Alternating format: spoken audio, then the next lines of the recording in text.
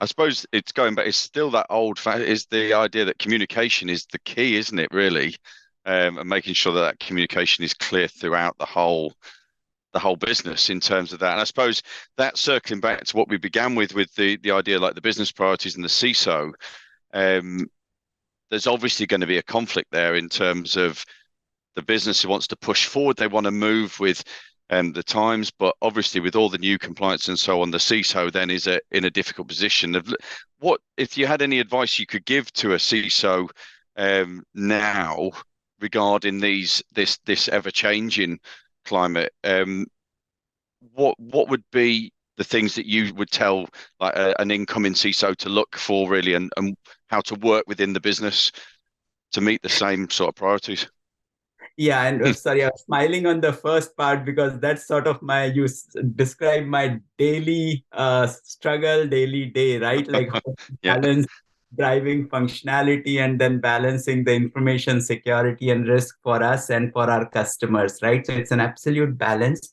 In terms of some of my thoughts on what a new CISO or anybody in information security could do, first, I would say start with an open mindset. You need to understand both the business side of things, your end users needs, Mhm. and then see like what can you do to enable that, because ultimately if we do that well within the context and understand it, we'll come up with creative solutions, right? It's not like a business versus a security or compliance thing. It's both working together to drive the right outcome. So that open mindset is the first input I would give. The Mhm. second is learn and be constantly on the lookout to be learning, right? Things are evolving so fast that none of us can claim to be proficient in any area, right? So I think keeping an eye and a vigil on what's happening, constantly upskilling would be the second piece. And then the third piece is like the 80-20 rule, right? Where are your biggest priorities as a business? Where do you have the biggest gaps, right? That could materially impact, obviously, tackle those first, but then be aware that there's always something that's out there that you don't know. So just being consciously aware of that you don't know everything and there is something out there will drive that mindset of making tomorrow better than today, right? So I'm Mhm. giving a lot of philosophical aspects, but Karen, I fundamentally believe these three drive the right set of actions or execution plan or tech choices, right? Once you have these foundational items. And last, which is the most important piece, is surround yourselves with a team that is committed to the cause, right? Who can step up and keep making sure that the team is motivated, always upskilling themselves. I think if you do these three or four basic things as a leader, right, and direct them, I think most of the other things will start falling in place.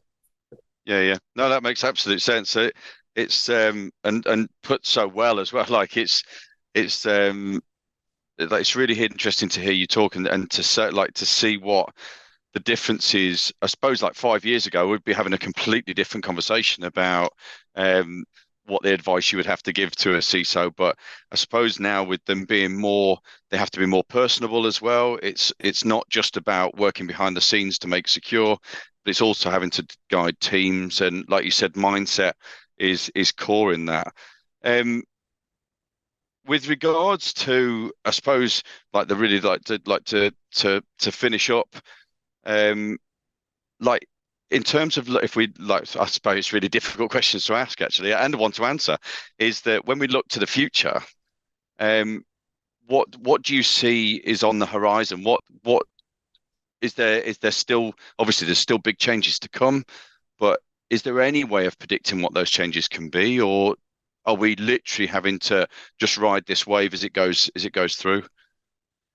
I think I cannot predict too much, but I think there are some things that are obvious. So there will be more and more connected endpoints, right? I mean, there's enough data to prove that.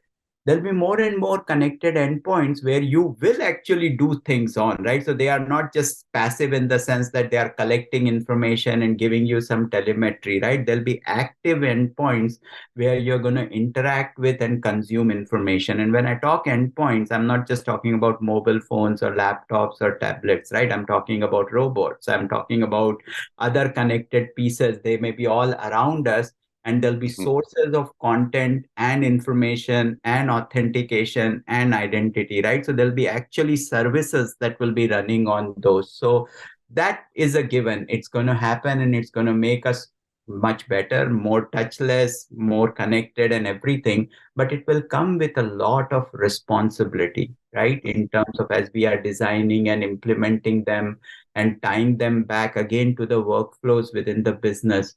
So again, that kind of design thinking and end-to-end thinking will become extremely important. So that's one trend that I see happening.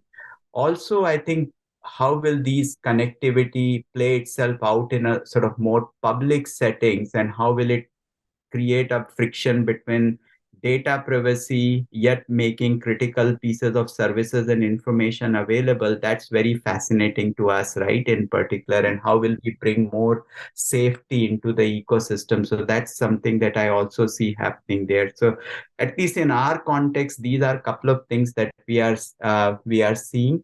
The key there would be design your solutions and technology and infrastructure which is sort of device agnostic, connectivity or network agnostic, and really solving business problems. And last but not the least, everybody has spoken about data in last 10 years, but how will elements of data from different sources solve specific business problems, use cases, and workflows? That's where a lot of value can still be unlocked, right? Like there's a ton of data being thrown, but what specific business problems is it helping improve or solve? I think we need to put more mind there. So that's again a body of work that we are focusing on. Yeah, absolutely. I couldn't agree more with that.